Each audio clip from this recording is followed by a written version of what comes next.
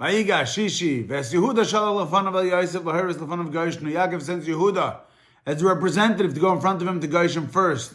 Kimisham takes a Torah, as Yehuda is the one who has to build the yeshivas, and Kaplowitz cannot live without a yeshiva.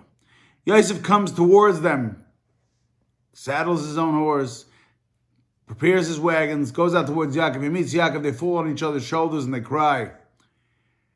And then it says in the pasuk, they cried more. Yaakov saw him, he cried out of simcha from seeing him. And then when he saw that he was a Shomer Torah mitzvahs, and he was leaning towards him, he then went and cried again. And he said, Amusa apam, I've seen enough. I was zoich in my lifetime to see him. I can technically go at this point. Yosef tells his brothers, listen, when you come down to Mitzrayim, Pharaoh's going to want to know, what do you do? We don't want you getting involved with all the Egyptians. Tell him, you guys take care of cattle and sheep. And since you're farmers, you're right, son, you're taking care of sheep, the Mitzrayim don't like that, as that there is their idol, that is what they serve. Tayabas Mitzrayim, it is the ta'eva of Mitzrayim, it's their thing that they don't want you to do amongst them. Therefore, they will separate you and put you in Goshen, and Kaplowitz will be able to be separate. He then takes 5 of his brothers and puts them in front of Pharaoh, the weaker ones, as Pharaoh shouldn't get excited. And Pharaoh says, listen, if you guys are good at that, go take the land, Goshen, it's great for it.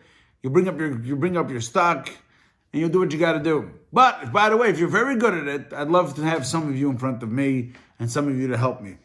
Yaakov then comes in front of Pharaoh, and Yaakov is asked by Pharaoh, how old are you? And he says, the pasuk says, Vayomer Yaakov Pharaoh, Yaakov tells Pharaoh, Yimei Shnei Megurai, the amount of years that I've lived, Shleishim Ma'az Shana, 130 years. Ma'at v'roim hayu, they were small and bad. Yimei Shnei Chai, the amount that I lived. V'lehisigos Yimei Shnei Chai, Avosei B'mei Megureihem.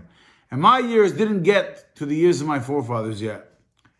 There are 33 words in that pasuk to symbolize the 33 years that Yaakov will live less than Yitzchak. Yitzchak lived 180 years.